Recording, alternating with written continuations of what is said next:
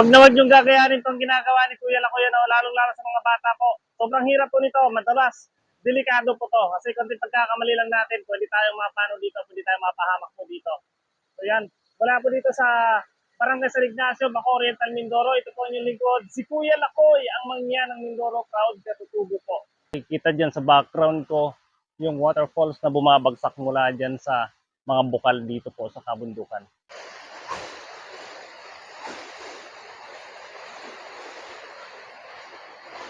Napakadelikado.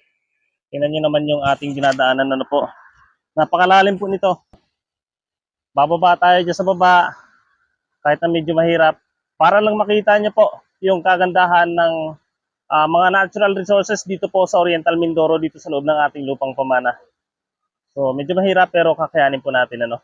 Nag-iisa po si Kuya Lakoy ngayon. Lagi ng solo yung lakad ni Kuya Lakoy. Hindi kasi natin maabala yung ating katropa kasi nga naghahanap buhay din po siya. So dahan-dahan lang talaga kasi sobrang delikado po. Bangin po yung babagsakan natin, bangin itong dinadaanan natin.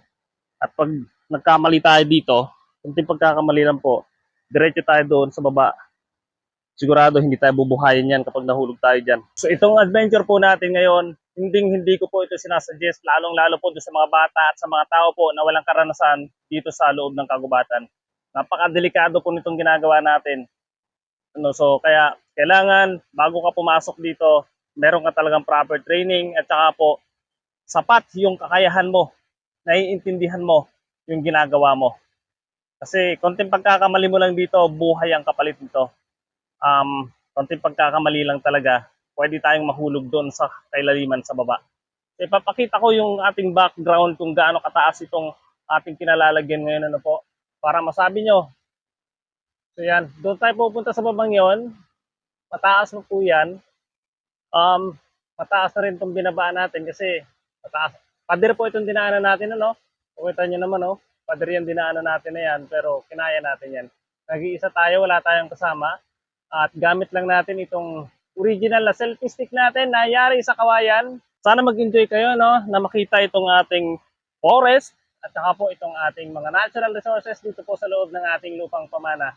So kami mga katutubo po, nabubuhay kami sa ganitong klaseng pamamaraan ng pamumuhay namin bilang mga forest dependent po.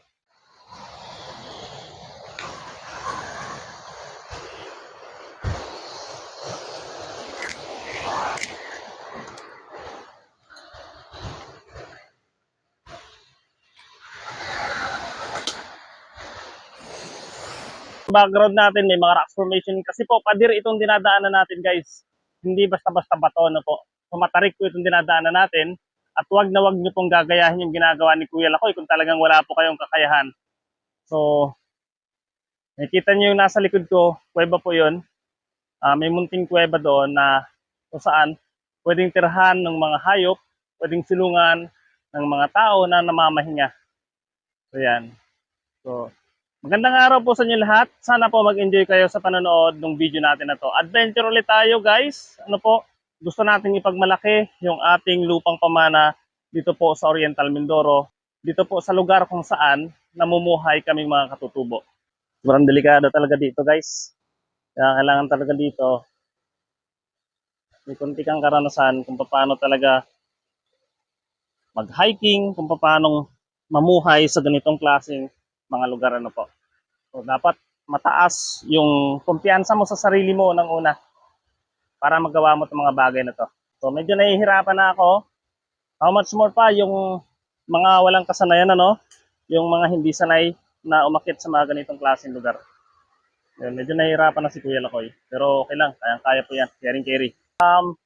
Pinagmamasdan natin yung ganda ng waterfalls na dito sa kinalalagyan natin, ano. Delikado dito sa lugar natin pero ginagawa natin to para ipakita sa inyo kung ano yung nilalaman talaga ng ating lupang pamana. Sana mag-enjoy po kayo dyan.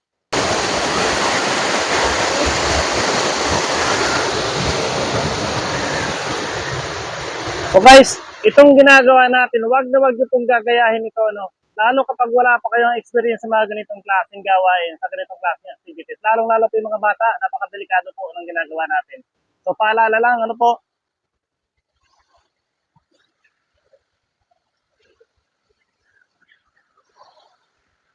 Wala kasi tayong cameraman guys, kaya sariling sikap yung ginagawa natin. Ito yung doble sa hirap na ginagawa natin kasi hawak natin yung camera natin, no. Tingnan nyo naman yung ating dinaanan, napakataas, at sulit naman itong pinuntahan natin, no. Napakataas po ng dinaanan natin. So, siyempre, dahil nandito na tayo sa medyo mababang part, nakikita na natin at nakakasalamuhan na natin si waterfalls. Ano po? So, ito yon yung waterfalls natin na sobrang linis po at sobrang lamig po dito sa lugar na to. Imagine niyo na lang, nakasama ko kayo dito sa pinupuntahan po natin. Bago natin i-feel yung tubig din mamaya sa baba, puntahan muna natin itong upper part para mas makita niyo po dyan sa video natin kung gaano talaga kaganda itong sinasabi ko. Akit na tayo sa taas, ano po? Proceed na tayo doon para marating na natin yung lugar na sinasabi ko. So, madalas tong bato na dinadaanan po natin at mabuti na lang meron ditong palitapitan na po. Alam nyo, kung wala lang akong dalang selfie stick, madali lang para sa akin dumaan sa mga ganito. Kaya lang, delikado kasi dahan-dahan lang tayo. Gawa ng, siyempre may dala po tayong camera. Kaya dahan-dahan lang.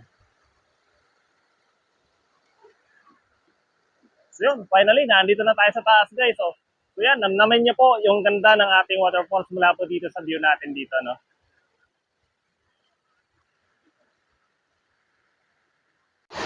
At siyempre, nakita nyo na tong part na to, ipapakita ko naman sa inyo yung third layer na to. So ito yung third layer waterfalls natin, kung saan, bihirang-bihira na po makaahon dito dahil sobra pong hirap na umahon dito. So kita nyo naman ano, kung gaano kaganda dito sa lugar natin. Hindi ko kayo iniinggit guys ha, pero kung may pagkakataon kayo na pumunta dito po, welcome na welcome po kayo dito. Itong pinupunta natin, libreng-libre po to. At one to sawa po ang pagligo dito, pwedeng inumin ng tubig, and then problema lang dito, talaga napakahirap po talaga punta ng mga lugar na to. So, taga-taga lang. Sabi nga nila, kapag wala tayong taga, wala tayong nilaga.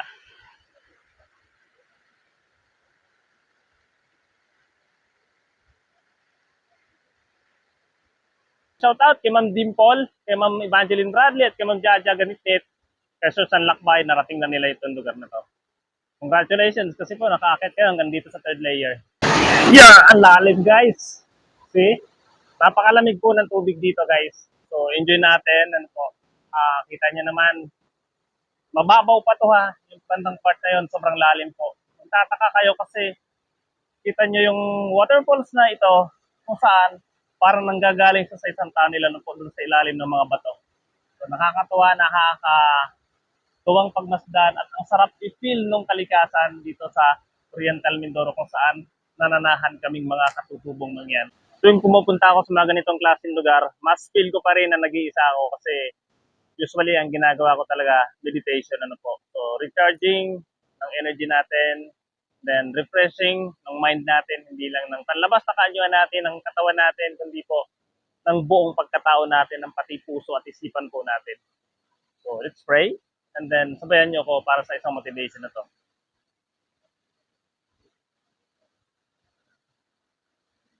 Guys, biglang sumama yung panahon ngayon, ano? Biglang dumilim dito at hindi natin alam pero ito ay isang palatandaan para sa atin na naririnig tayo ng mga nandito.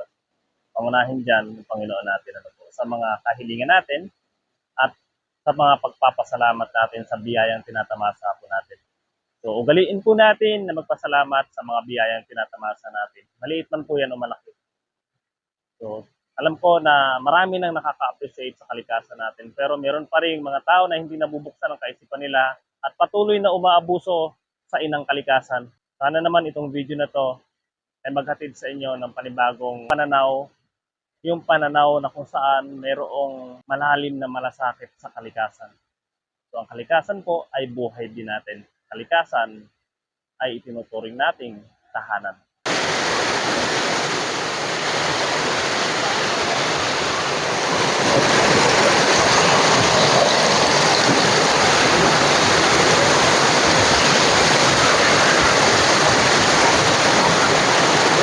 Guys, wag na wag yung gagayanin itong ginagawa ni Kuya Lakoy, no? Lalong-lalo sa mga bata po. Sobrang hirap po nito, madalas.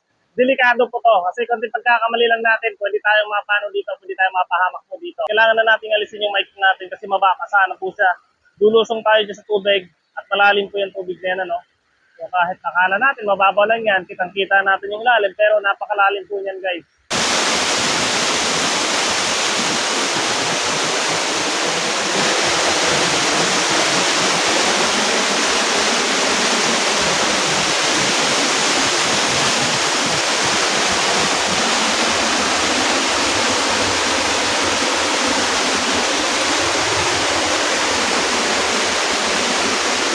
Nagpagtao guys sa lalim. Lalim. Masa yung bag natin. Yun. Ganda, no? Ganda dito. Nakakatakot dito, guys. Alam nyo kung bakit nakakatakot? Alam nyo ba kung bakit? Kasi ganito ang itsura nito. Makikita ko sa inyo, ha? Ganyan po ang itsura niyan. O, see? Diba, ha?